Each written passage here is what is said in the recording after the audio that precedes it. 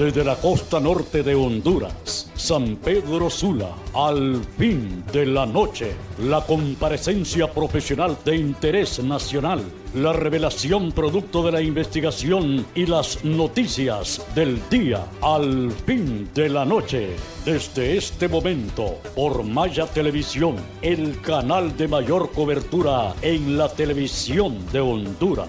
Ya con ustedes, el licenciado Arnulfo Aguilar.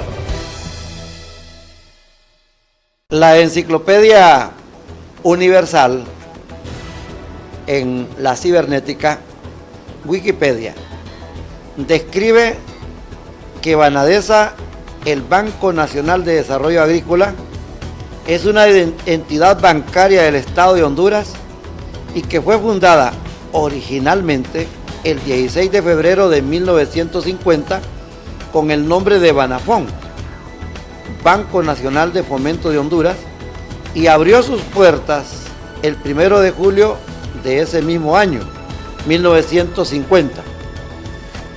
La describe como una institución autónoma del Estado de Honduras y sus finalidades son fomentar el desarrollo en el país, en Honduras, y dar acceso a los créditos para empresarios y pecuarios del sector agrícola, ganadero y otros. En la década de 1980, Banafón fue rebautizado con ese nombre, de Banadesa, que fue creada exactamente con el decreto número 903 de fecha 24 de marzo de 1980. Hoy, este banco, el otrora Banafón, que cerró operaciones para dar paso a Banadesa, está en una quiebra total. Pero no es que el banco quebró, el banco lo quebraron. ¿Quiénes quebraron a Banadesa?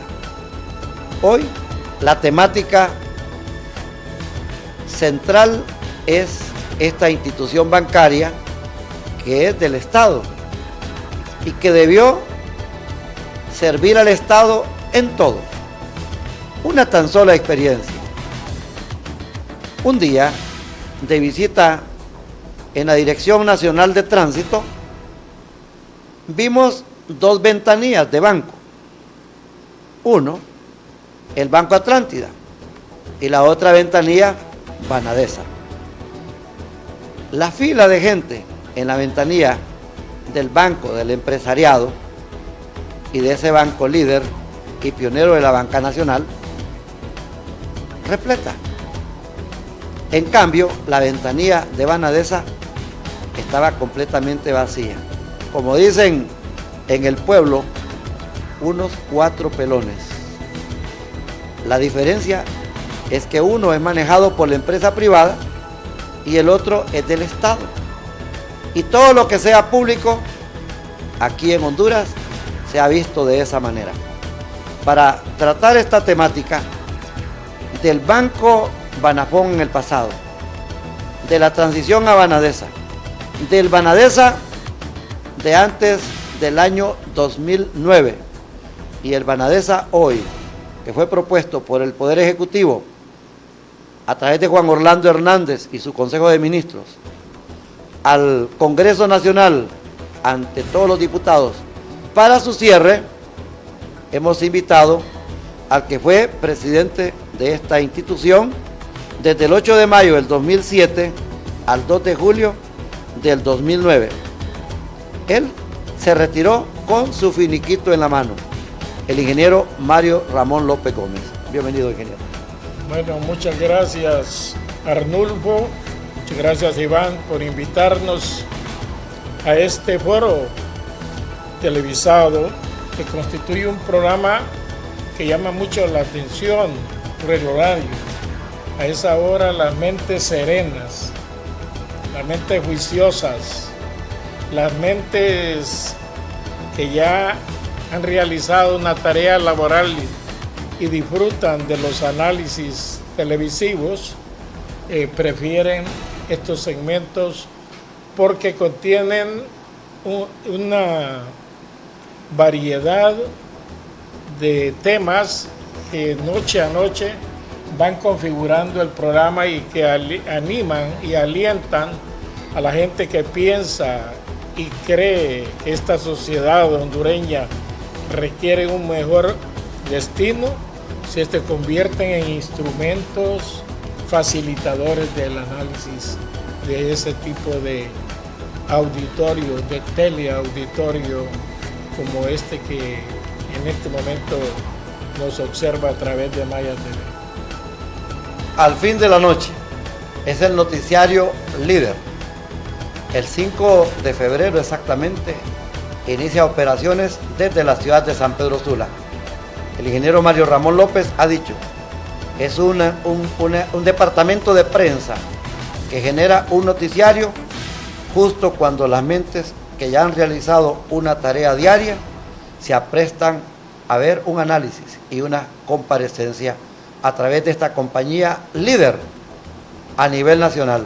Maya Televisión, en alianza con Radio 1, la poderosa y libertaria de Honduras, el noticiario abriendo la mañana, iniciando el día, a través de Radio El Mundo, la emisora de los 61 años, Estéreo Trinidad en la ciudad de Trinidad, en el departamento de Santa Bárbara, más 700 sistemas de cable a nivel nacional, la telefonía digital, los sistemas satelitales, al igual que la banda abierta y las redes sociales.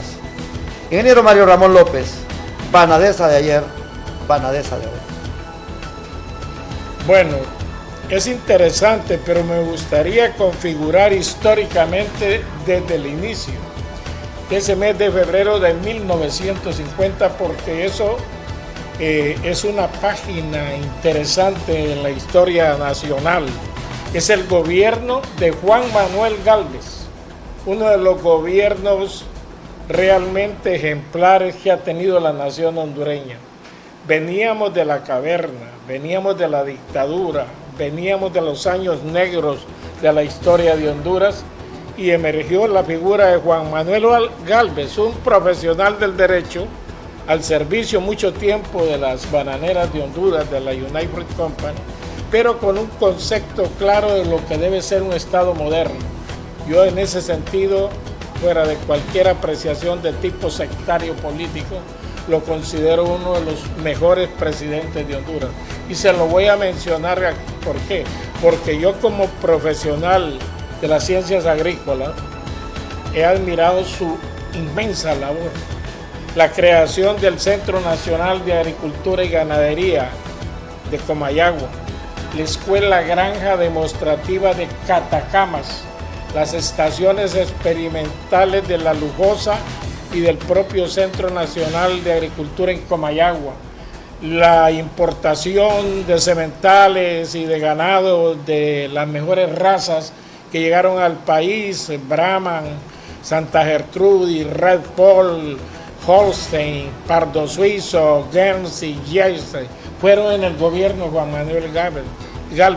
La importación de semillas mejoradas, el maíz que llamaban el Rocamex, que llamaban el maizón de Juan Gálvez, un maíz que vino a revolucionar la producción de granos con el frijol Taberón, también importado por el gobierno de Juan Manuel Gálvez. Y para complementar esa acción estaba el Servicio Técnico Interamericano de Cooperación Agrícola, STICA, con extensionistas asesorando a los productores y ganaderos en todo el país. Y para facilitar la acción crediticia, el Banco Nacional de Fomento, que mandó técnicos hondureños al extranjero para que vinieran capacitados a operarlo. Y ahí surgió el ingeniero Carlos H. Hidalgo y una serie de profesionales graduados en Puerto Rico. Y luego el don Ramiro Cabañas, un hombre excelente en el gobierno de Villeda Morales. Y crearon las empresas Cemento Bijao, Trefica en el sur y la planta de productos lácteos Sula. Fueron financiados por Banafón en una concepción del desarrollo agrícola e agroindustrial de Honduras. A pesar, ya cuando vienen los gobiernos, Villeda Morales mantuvo ese banco en una operación eficiente, pero la sucesión de gobiernos caímos al golpe de Estado del 63 y ahí el banco ya no tiene aquella administración sana que debe hacerse y caímos en la situación de 1980, cuando es necesario, el mayo del 80, la Junta Militar canceló a Banabón, lo liquidó por las mismas razones que ahora están liquidando a Banadesa y lanza una nueva institución con el nombre de Banco Nacional de Desarrollo Agrícola. El banco, bien que mal, funcionó hasta el 2010 con una gerencia administrativa y un equipo humano que atendía las diferentes operaciones bancarias. Pero después de eso ocurrieron cosas que yo creo que no debieron de suceder. Primero, cuando nosotros asumimos la presidencia del banco mediante una junta interventora, el banco tenía prestado 400 millones de lempiras. Habían 2.000 usuarios de crédito. Y como usted puede ver el reflejo, los préstamos no eran superiores a cantidades de medio millón, 1 millón. Y la mora en ese momento era el 79%. Hubo unas acciones legislativas que fueron introducidas a través de su servidor al Congreso Nacional que permitieron mejorar las condiciones del banco. La primera, un decreto que posibilitaba a los deudores del banco hasta financiamientos con 20 años de plazo, los que estaban morosos, para que pagaran el 5% del capital e intereses y con garantías de carácter hipotecario, prendario, pudieran renovar sus créditos. Eso nos permitió que la mora bajara del 79 al 19%. Pero hubo algo más que hicimos: preparar el decreto de consolidación de Banco Nacional de Desarrollo Agrícola. Logramos que se aprobara la capitalización por la vía de fideicomisos, que en aquella época era de 800 millones, 500 millones que ya tenía el banco y 300 millones que surgían y 300 millones que tenía el banco y 500 millones producto de los fideicomisos de Banprovi, de la SAC, de la Secretaría de Agricultura y Ganadería y del Ministerio de Finanzas. Eso colocaba al banco en una posición que permitía estar bajo los parámetros señalados por la Comisión Nacional de Banca y Seguro.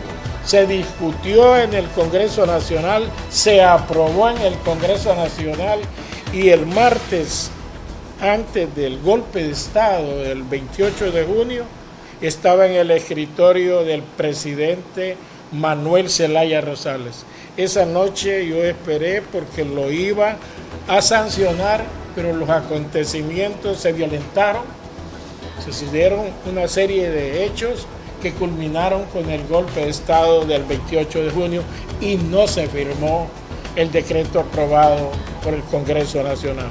En ese momento, si eso hubiera ocurrido, al Estado no le hubiera costado absolutamente ni un centavo, porque eran dineros que ya estaban como fideicomisos en Banadesa y nos hubiéramos evitado esta penosa situación de hoy. El banco hubiera quedado con una mora del 8%, la administración nuestra en los 2 años y pico de gobierno del gobierno de Zelaya que estuvimos en Banadesa, se lograron manejar ya 22.000 créditos con 2.000 millones y la mora solo era el 4%, porque no hay mal pagador, hay malos cobradores. Si alguien tiene intención de sembrar es con el ánimo de invertir en el campo y generar utilidades. Pero hay una serie de acontecimientos climatológicos, económicos, de mercado, que muchas veces le impiden a los productores agropecuarios lograr las metas que ellos visualizaron cuando inician sus cultivos. Sequías, huracanes y una serie de cuestiones que nosotros sorteamos en nuestra administración favorablemente. Pero hay una cuestión que aquí todo el mundo la calla. ¿Y cuál es? Que el Estado no hace negocios con la banca del Estado. En ese gobierno sí lo hicimos. Logramos que la Lotería Nacional volviera a ser administrada por Banadesa. Las ventas y los pagos. Las escuelas Proeco eran manejadas con recursos que el Estado le entregaba a Banadesa. Los cobros a Dondutel los habíamos logrado para que esos dineros alimentaran a Banadesa y se ganaran las comisiones. El pago del bono estudiantil de la tercera edad la hacía Banadesa y ganaba sus comisiones. Y nuestros 2 años al frente de Banadesa, el primer año ganamos 30 millones y el segundo, al mes de junio, teníamos 24 millones de ganancia acumulada. El banco era negocio hasta ese momento. Y habíamos logrado, con la traída de los 100 tractores del ALBA y el aporte de un préstamo al 1% a 25 años de 500 millones, tener las sumas necesarias para financiar cultivos que generarían divisa, que eran 500 millones de lempiras. De lempiras, al 1%. Y cuando lo criticaron que lo estábamos vendiendo con Chávez, que nunca ocurrió eso. Eso fue una laraca que se levantó. Pero bien aprovecharon los 500 millones para hacer fiesta. Nosotros teníamos cultivos de hortalizas orientales a financiar, plátano, café, una repoblación ganadera que se iba a hacer importando ganado y además palma aceitera, cultivos generadores de divisa para potenciar el ingreso de dólares al país. Sucedió lo que sucedió y desde entonces, ese año nosotros obtuvimos las mejores cosechas de maíz y frijoles. La Secretaría de Agricultura y Ganadería, que estaba frente al ingeniero Héctor Hernández, puede dar fe de lo que estamos hablando, el ingeniero Arturo Galo en Dicta, quienes con un programa conjunto con Banadesa y el apoyo a las federaciones campesinas, porque se creó una empresa para las federaciones campesinas para que manejaran las operaciones de los tractores traídos con fondos. Los 100 tractores que... Sí, y cuando llegó el gobierno de Pepe Lobo... entregaron para los campesinos. Se lo entregaron a Lina. Ninguna organización campesina protestó. Ellos estaban administrando los tractores. Ellos se les había colocado 3 millones de fideicomisos para sus operaciones de gastos iniciales y para que con lo que cobraran por hora laborada la maquinaria pudieran sostener la empresa. Se las quitaron y santas pascuas. No dijeron absolutamente nada. Hoy los veo eufóricos queriendo crear otra institución. Pero yo creo que hay que razonar. El gobierno requiere de un banco de desarrollo. Cuando el presidente ha anunciado, por ejemplo, en el caso que anunció 1.000 millones para fomento de las operaciones de siembra y cultivo y procesamiento de palma aceitera, todos los bancos privados, muy pocos fueron los que utilizaron ese crédito. Yo fui uno y yo estoy claro que este gobierno, esa política orientada en ese sentido era correcta, pero la banca privada no la aprobó. Entonces, unos pocos bancos que teníamos relaciones, algunos, utilizamos esos financiamientos al 7.25 Y hay que reconocer, era una buena medida del actual presidente. Pero luego los programas no tuvieron la sistematización que debieron de tener porque no utilizaron el Banco del Estado. Más bien, parece ser que un grupo de diputados y otros políticos utilizaron recursos que no se podían administrar o facilitar a través de Banadesa. Banadesa no estaba autorizado para prestar más de 3 millones por cliente. Banadesa no estaba autorizada para prestar más de 3 millones. Para hacerlo había que hacer sesiones de junta directiva para aprobar cualquier operación arriba de ese valor. Entonces, que yo recuerde, en el gobierno del presidente Zelaya y en mi administración, solo hubo un crédito superior a 3 millones y fue a junta directiva. Entonces, se pagó. El cliente que recibió ese financiamiento, que era un palmero, pagó ese crédito y salió solvente de sus operaciones agrícolas. Entonces, me parece que desaparecer Banadesa es desaparecer la última esperanza de que el pequeño y mediano productor pueda contar con una herramienta facilitadora de financiamiento del Estado. Que yo quiero decir que una institución de desarrollo financiero del Estado hacia el sector agropecuario, agroindustrial, funciona si el Estado le da los negocios que tiene al banco, que es el banco del propio gobierno, del propio Estado. ¿Qué tal si se pagaran las planillas a través de Banadesa? Y que no me digan a mí que esa agencia que estaba en tránsito, cuando yo estaba, tenía filas, porque habían instrucciones de atender personalmente, después las abandonaron. ¿Por qué? Porque hay que ver, Banadesa pasaba a ser una competencia para la banca privada, pero que deberían de entender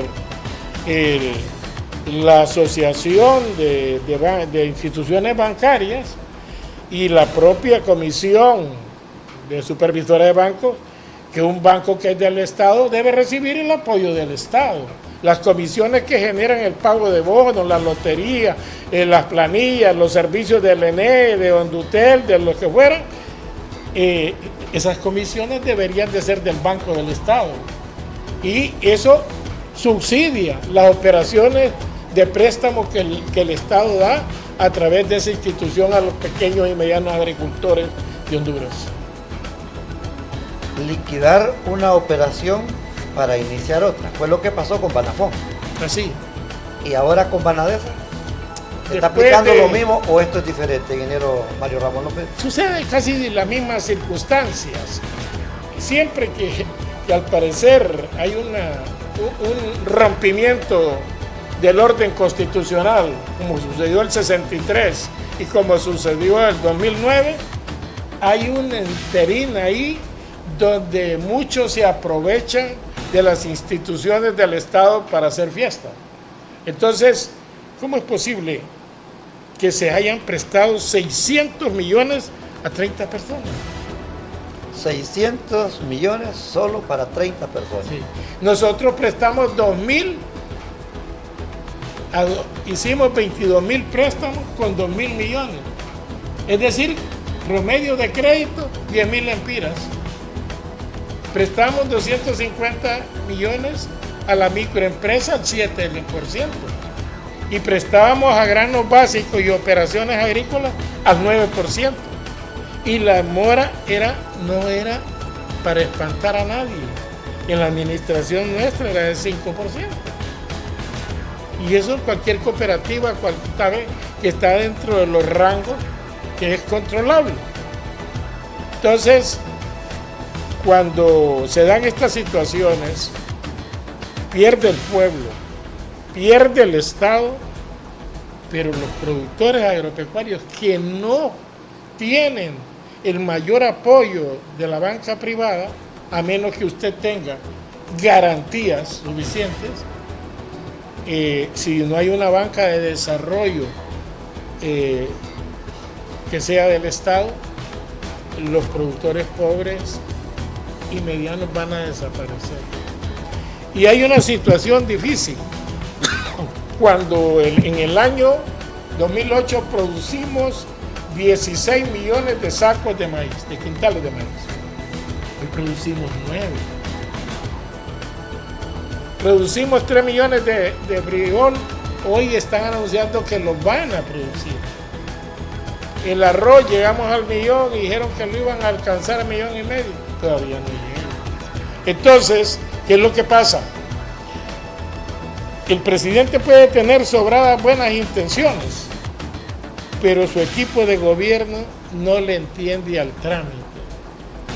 No están conscientes que deben existir mecanismos facilitadores del financiamiento y cómo debe garantizarse al Banco del Estado, al Banco de Desarrollo Agropecuario, los financiamientos, compartiendo las garantías con el productor.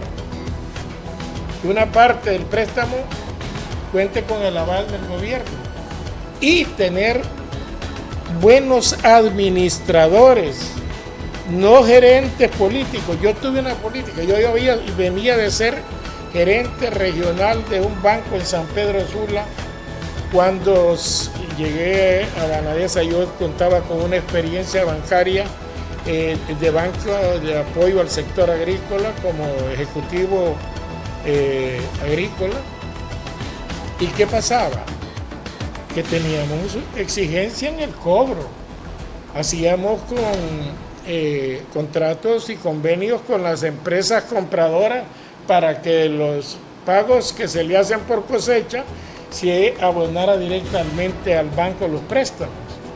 Entonces, cuando usted mantiene mecanismos de financiamiento y cobro, usted puede lograr mucho éxito, aún con pequeños productores que tienen sus problemas cuando viene un evento climatológico. Hay que readecuarlo, hay que darle más dinero para que logre salir del hoyo en que ha caído. Hay que darle la mano, pero el Estado tiene que estar consciente que tiene una banca que no va a esperar solo utilidades, sino resultados en la seguridad alimentaria, productiva, generadora de divisas y que realmente favorece los intereses de la economía rural en todo el país. No es posible abandonar a su suerte a los pequeños y medianos productores. Hay modelos de desarrollo de economía rural con emprendedores. Por ejemplo, yo he visto algunos en Nicaragua donde se financian operaciones. Aquí a todo el mundo le quieren poner a que venda tortillas, dándole un escopogón. Pero también le podían dar un molino para que moliera carne, hiciera embutidos, pero también podría darse una pequeña planta de queso para que vendan lácteos. También se puede hacer otro tipo para panaderías, utilizando los huevos de las granjas locales. Es decir, podemos fortalecer una economía rural a través de la diversificación productiva de cada iniciativa local que surja. Entonces usted tiene lácteos, tiene procesadora de embutidos, tiene procesadora de pan, tiene procesadora de tortillas, tiene procesadora de frijoles licuados, y cuando menos acuerda hay un circulante en esas poblaciones que fortalece incluso el consumo local, y el dinero se queda en el pueblo. El famoso cuento del circulante aquel, del tipo que llega al hotel del pueblo y le dice al dueño: mire, posiblemente me voy a quedar en este hotel. Un hotel donde no hay nadie. Y le da un billete de $100. O 500,000 lempiras, póngale, que va a costar la habitación. Y él le va a pagar al que le suministra la carne. El que le suministra la carne le va a pagar al del concentrado. El del concentrado le va a pagar a la muchacha que tiene novia y aquella le va a pagar el del hotel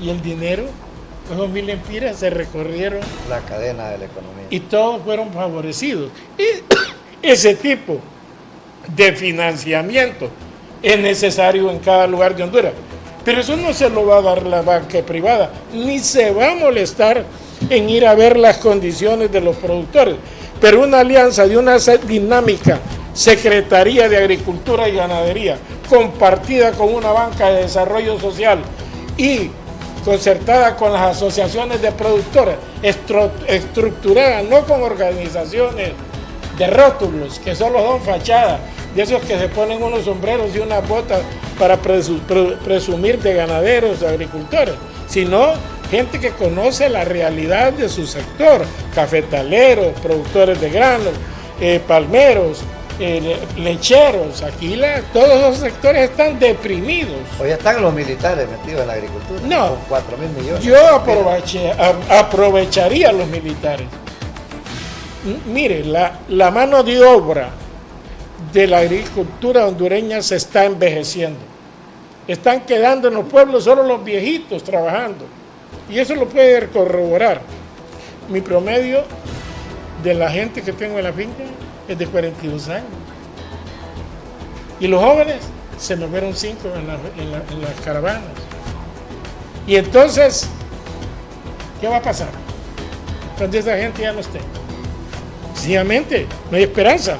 Pero si usted, además viene en los batallones y se llevan a los jóvenes rurales, porque son los que llenan los cuarteles, la gente de La Paz, de Intibucá, de Copán, de Alempira, de Cotepeque, de Santa Bárbara y de todos los pueblos. Pero en vez de solo enseñarle a manejar un arma para que después sirva, para que trabaje en una empresa a seguridad y ande toda la vida con un garrote en el hombro, no, hombre, porque este batallón lo vamos a preparar para que capacite productores de lácteos que sepan hacer queso, mantequilla, requesón, dulces de leche y todas esas cosas. Y enseña a otro a criar abejas. Y enseña a otro y le dice que cómo hacer lagunas con peces, cómo alimentarlos, cómo reproducirlos, cómo venderlos. Y le dice a otro que lo van a preparar para mayordomo de finca. Y le dicen a otro que va a manejar cómo aprender a manejar tractores. Y le enseñan a otro mecanización agrícola. Y todas las unidades militares les dan un diplomado como técnico y exmiembro de las Fuerzas Armadas. Entonces saca gente productiva que vuelve al campo. Usted va a poner un taller de mecánica para tractores, se lo financiamos, el Banco de Desarrollo. Va a ser apicultura, el Banco de Desarrollo lo financia. Va a ser productor de lácteos, el Banco de Desarrollo.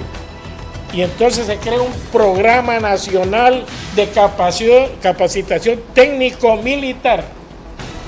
Y al graduarse, diplomados. Es decir, poner el binomio que dice el famoso estrofa del himno de Guatemala: el arado que el suelo fecunda y la espada que salva el honor.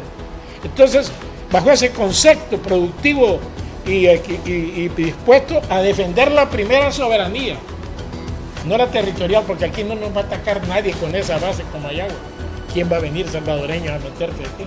Ni nicas, ni guatemalteco. Entonces eso de la soberanía territorial, eso es otro rollo. Entonces, no es prioridad, pero es prioridad la seguridad alimentaria. Y si en los batallones nosotros formamos la gente que viene del sector rural y se la regresamos capacitada, vamos a generar desarrollo en la economía rural del país. Y se podrá negociar con los militares. Claro que sí, son gente inteligente. Eso se lo entiende, claro. No, yo respeto, todo militar profesional, oficiales ya de un rango, son gente que perfectamente comprende. Y eso salvaguarda la institucionalidad militar y garantiza la sobrevivencia de la institucionalidad militar. Porque usted dijo que prácticamente la primera soberanía, la cuestión agrícola, ¿qué? La alimentaria. La cosa alimentaria. Si la comida no pasa en moda. o usted puede vivir sin comer. ¿Cuántos días aguanta eso? ¿Ah? Iván, era que no se puede. Entonces, lo primero es la comida. ¿Sabe qué dijo Juan Pablo II hace muchos años? Que la paz de los pueblos empieza en la tranquilidad del estómago. Un pueblo desnutrido. ¿Cuánto es la desnutrición en niños menores de 5 años? Como 60%. ¿Cuántas cifras que aterran? 1 millón de niños sin escuela. No puede ser. Entonces, yo digo que yo soy un hombre pragmático. Yo no me enredo en teorizaciones porque yo vivo la realidad diaria en el campo. Entonces, yo le puedo decir qué hay que hacer en cada una de las áreas porque las vivo. Hay días que tenemos problemas para pagar planillas y nosotros no tenemos otro a qué apelar más que lo que producimos. Y entonces cuando todas las materias primas han bajado, bajó el precio del café, bajó el precio de la palma, bajó la leche, le aumentaron 40 centavos y el empresario le aumentó de 24 a 34 el litro de leche así en esas cajas que vienen ahora, que eso es la mayoría de la gente compra, porque el pueblo compra en bolsa. Pero eso, ¿cuánto aumentó? Y el productor, ¿cuánto le aumentaron después de 5 años? 40 centavos el litro. Imagínate. Yo creo que si no, solo hay una cosa que incentiva al productor, el precio. Ahorita que llegó a $140 el café, hubo fiesta en los pueblos, hubo corte, porque es que no hay cortero, es que no hay con qué pagar y entonces tienen que apelar a la familia o pagar el galón a bajo precio. Entonces la gente no se siente estimulada. Es que dice, hay trabajo, ¿por qué no van a cortar café? ¿Y por qué no van los que hablan para que vean lo que es un temporal de 5 días en un cafetal y un papado? ¿O por qué no van a ir con una pica a darle a un tallo de palma o de plátano? Es que aquí, por eso nosotros tenemos una iniciativa que de aquí el que debe ir al poder es la provincia. Que surja del pensamiento de la gente de la provincia las soluciones del país, porque en Tegucigalpa hay mucha gente que no trabaja y vive mejor que lo que viven allá todos los días arriesgándose en los pueblos.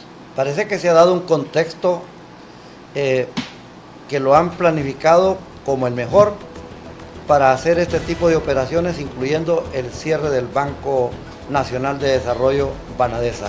Comparece el ingeniero Mario Ramón López. Él fue presidente de Banadesa, él es agricultor, ha sido ejecutivo de importantes instituciones en Honduras y lo refirió, trabajó también en la banca privada. Y estos datos que nos ha dado pocas veces se revelan en la prensa nacional. Se van por encima, maquillajes. 600 millones fueron prestados a un grupo que ni tan siquiera llegó a las 25 personas.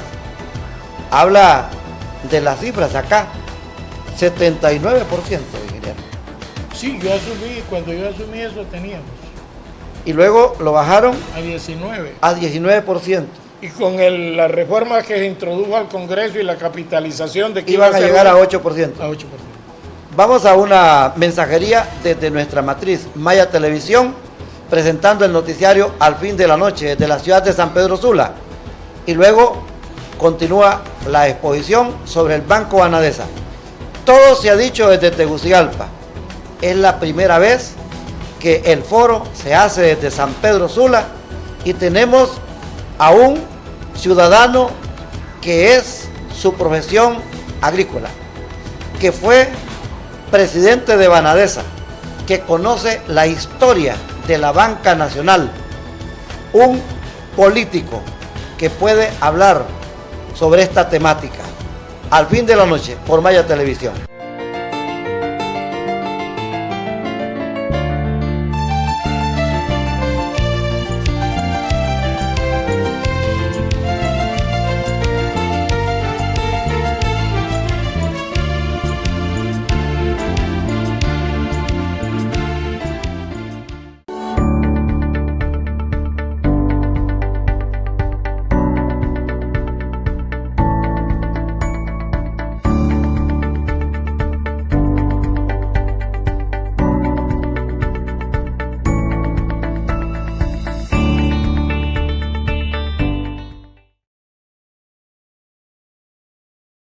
Una educación de excelencia que te abrirá las oportunidades profesionales en el campo laboral. Académicos que apuestan por los mejores métodos de ayudar a educar. Instituto Semioficial 1 de diciembre en el centro de San Pedro Sula. Ciclo de 7º a 9º. Bachilleratos en Ciencias y Humanidades con diplomado en Locución y Publicidad o en Informática. Títulos válidos para ingresar a la U. Con disciplina, ciencia y popularidad. Instituto 1 de diciembre. Matrícula abierta ya. Esquina de la Segunda Calle, 7 Avenida Suroeste. 2 cuadras arriba de la Municipalidad de San Pedro Sula.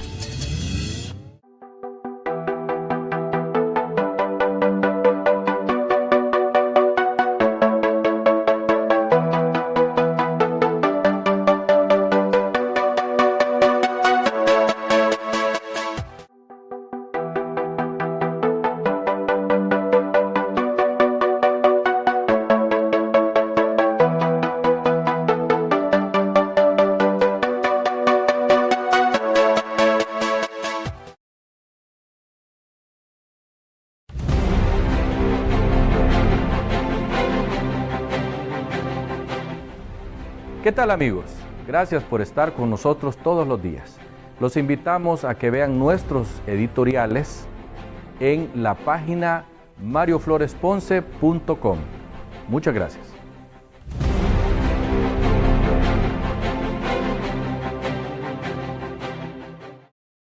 Una educación de excelencia que te abrirá las oportunidades profesionales en el campo laboral. Académicos que apuestan por los mejores métodos de ayudar a educar. Instituto Semioficial 1 de diciembre en el centro de San Pedro Sula. Ciclo de 7º a 9º. Bachilleratos en Ciencias y Humanidades con diplomado en Locución y Publicidad o en Informática. Títulos válidos para ingresar a la U. Con disciplina, ciencia y popularidad. Instituto 1 de diciembre. Matrícula abierta ya. Esquina de la Segunda Calle, 7 Avenida Suroeste. 2 cuadras arriba de la Municipalidad de San Pedro Sula.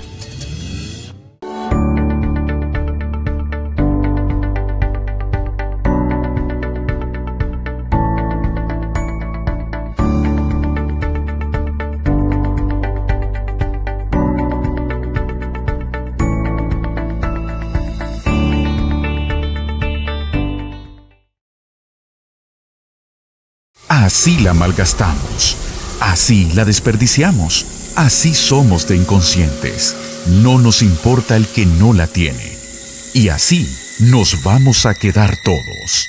No olvidemos que el ciclo del agua y el ciclo de la vida son uno mismo. Agua que no has de beber debemos proteger.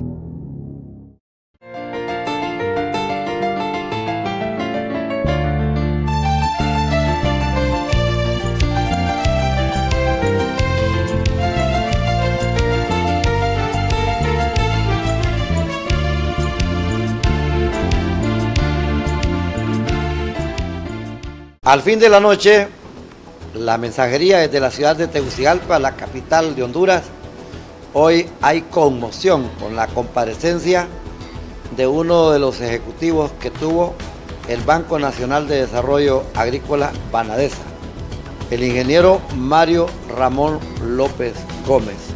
Lo está haciendo desde San Pedro Sula.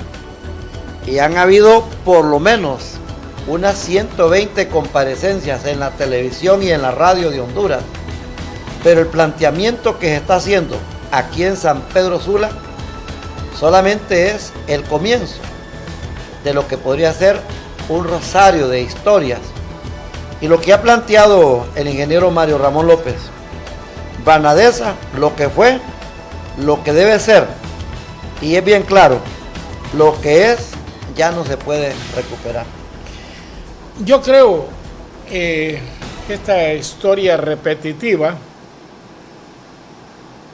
va a quedar como las anteriores, como le pasó al Banco Municipal Autónomo. Las municipalidades tenían una municipalidad, el BANMA, sí, creado en el gobierno del presidente Ramón Villeda Morales. ¿Qué sucede? Cada municipalidad aportó acciones para la creación del banco. La municipalidad que más acciones compró fue la de San Pedro Sula. Pero ¿qué pasó? La municipalidad que recibió más dinero y no pagó sin tener acciones fue Tegucigalpa. el Distrito Central. Entonces, ¿qué pasó? Hubo una comisión liquidadora que estuvo años en ese banco. La encargada de la quiebra del Banco Municipal.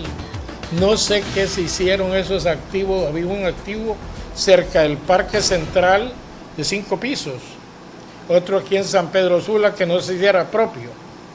Entonces, se liquidan los activos, no se le dan cuentas a nadie, porque los dueños del banco eran las municipalidades, quienes debieron autorizar la liquidación del banco. San Pedro Sula el que más activos, el que más acciones tenía. Y el que más recibió fue Tegucigalpa sin haber comprado nada. Y después nada. Pervirtieron el banco y no solo le daban financiamiento a las municipalidades, que siempre hubieran pagado. Empezaron a darle, así como ocurrió con Banamex, a una serie de gente que no son productores, que su origen es siempre Tegucigalpa y que se benefician de estas instituciones y al final terminan quebrándolas. Entonces, como decía un dirigente campesino, 20,000 campesinos deben, ponga de 10,000 campesinos deben 500 millones y 30 políticos deben 600 millones, eso no contiene. Entonces, yo creo que si van a replantear un esquema financiero para atender el crédito de los pequeños y medianos agricultores y organizaciones campesinas, tiene que ser bajo un mecanismo que garantice que los usuarios del crédito deben cumplir con sus pagos, sino puntualmente dentro de los esquemas y ciclos productivos del sector agropecuario hondureño. Porque aquí los bancos privados le financian, pero usted tiene que pagar intereses mensualmente. Y la cosecha del café no es permanente, tiene sus estaciones de corte.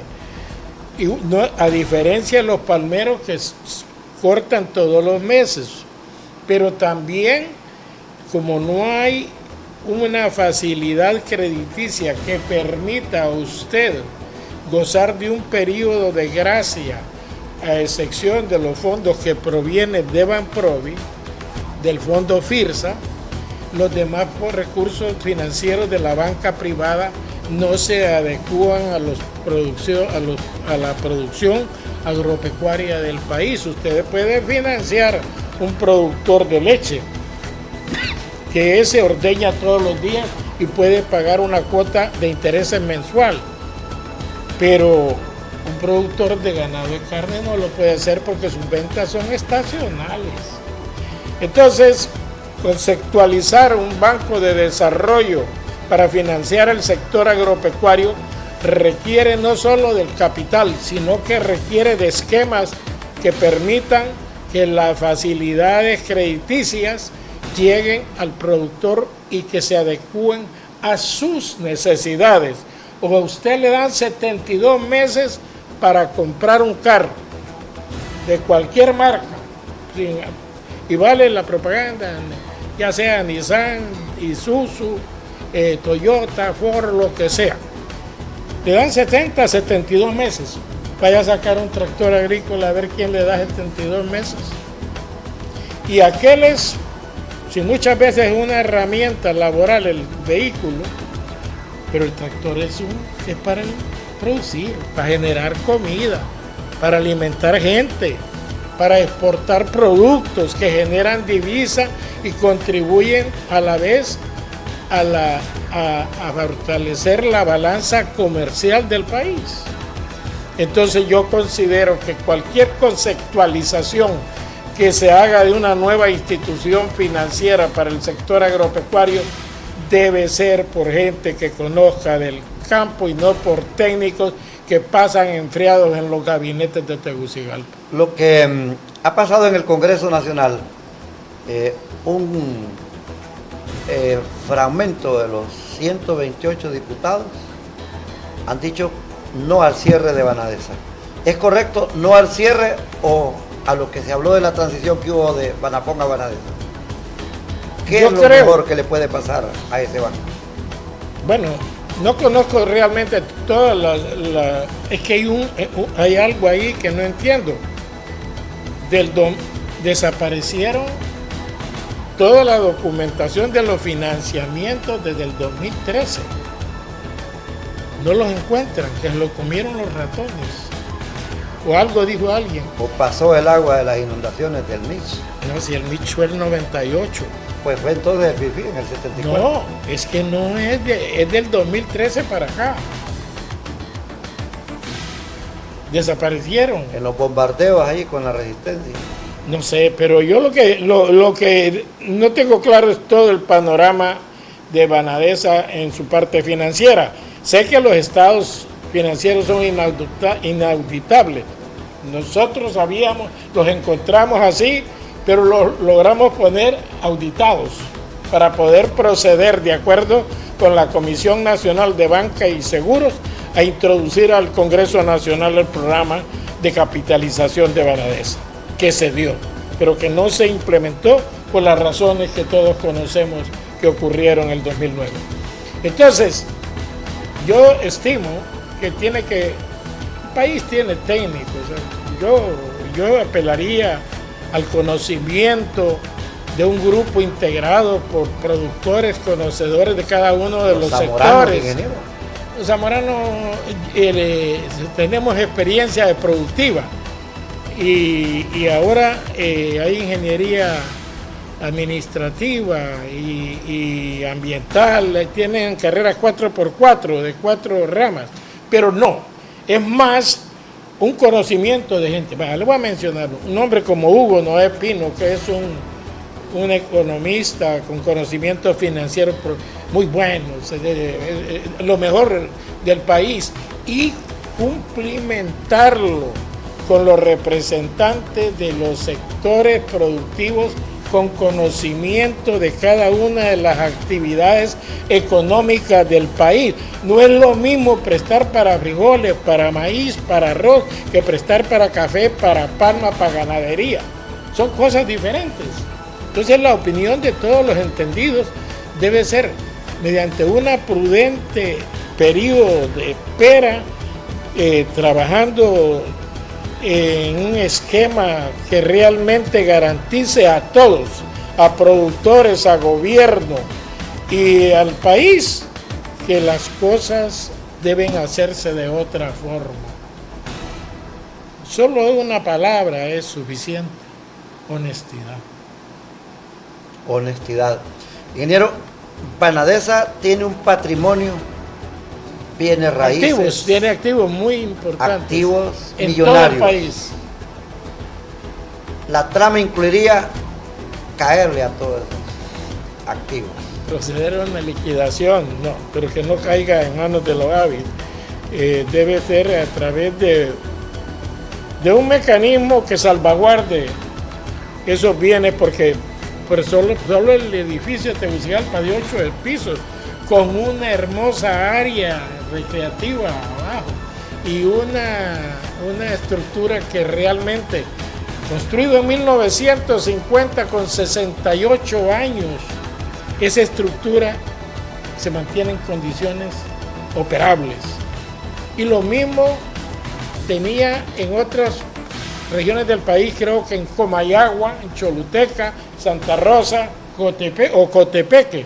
Son activos valiosos. Y tiene tierra también.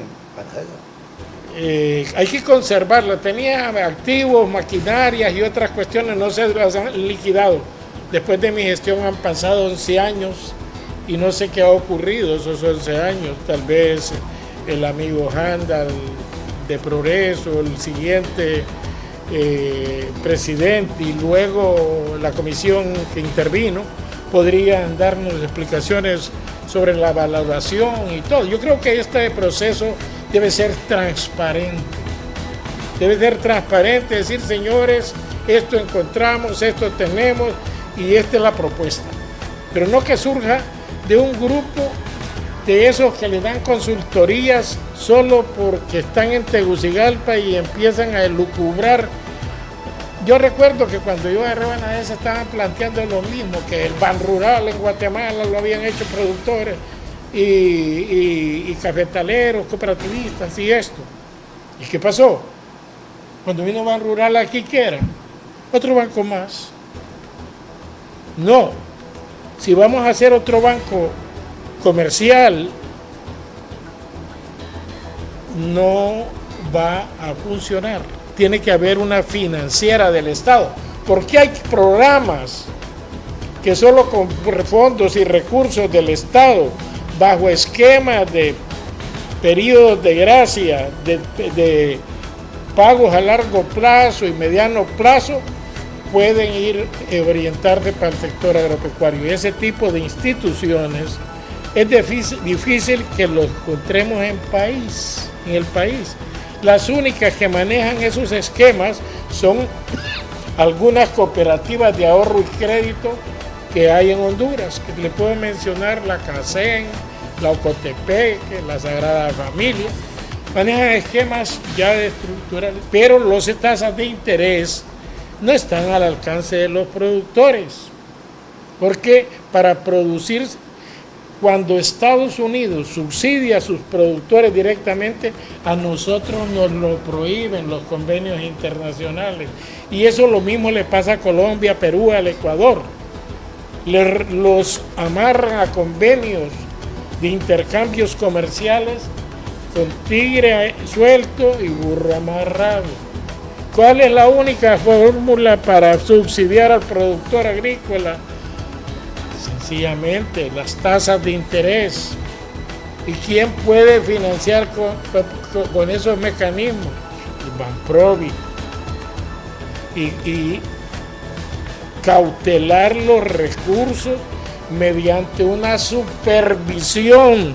Tenemos que volver a la época de la extensión agrícola. Yo fui extensionista agrícola, estuve en Santa Rita de Copán. Yo recuerdo que a los 3 meses de estar tenía 72 hortalizas familiares. Estábamos celebrando la primera feria agropecuaria y artesanal en el año 69, promoviendo en aquel tiempo los clubes 4S, que eran los jóvenes emprendedores del campo. Y ganamos el primer concurso nacional del maíz con cipotes de 12 años. Teníamos una serie de modelos de niveles de fertilización, variedades que se le enseñaban al productor en grupos masivos de capacitación. Capacitamos en asistencia al ganadero, enseñándole a vacunar, desparasitar, implantar, mejorar las alimentaciones. Eso debe volver, eso se perdió en agricultura. Si cerramos la Secretaría de Agricultura y Ganadería y solo dejamos SENASA para que autorice permisos, no pasa nada en el país, porque no está cumpliendo la misión que debe de cumplir. Le voy a explicar un sencillo. ¿Cuántas veces han oído hablar del corredor seco ustedes? ¿De cuántos gobiernos? Cantidad de veces. Y han dicho que van a hacer cosechas de agua. El agua no se siembra, el agua se represa. Entonces, si atendemos los represamientos, mejoramos las condiciones del bosque, tendremos agua. Pero si no puede, use cultivos que se adecúan a la zona. Yo fui a El Salvador, a Chalatenango, a ver un grupo de licenciados de la Garría que tenían 400 manzanas de jocote. Jocote no necesita mayor cantidad de agua. El ajonjolí, el maicillo, sembremos lo que la zona requiere, pero si le queremos ir a sembrar hortalizas en un lugar donde no llueve, no va a producir. Entonces lo que tenemos que es hacer investigación de campo, ver cómo hacen en otros países, pero hay que poner no solo la voluntad política, la calidad de servicio humano que debe tener un funcionario que está al frente de una Secretaría de Estado que es la responsable de darle de comer al pueblo de Honduras. La riqueza procede de la química y de la cultura, lo decía José Martí. ha comparecido el ingeniero Mario Ramón López. Este producto de televisión y de radio, esta producción sí que ha sido una de las más cortas que hemos vivido aquí en San Pedro Sula, por los planteamientos, y falta profundizar todavía más, pero lo toral ha quedado dicho acá. Gracias por su atención a Maya Televisión y su departamento de prensa en la ciudad de San Pedro Sula. Al fin de la noche, con el periodista Arnulfo Aguilar, la comparecencia, el análisis y las noticias desde la costa norte de Honduras por Maya Televisión, el canal con mayor cobertura. Hasta la próxima emisión.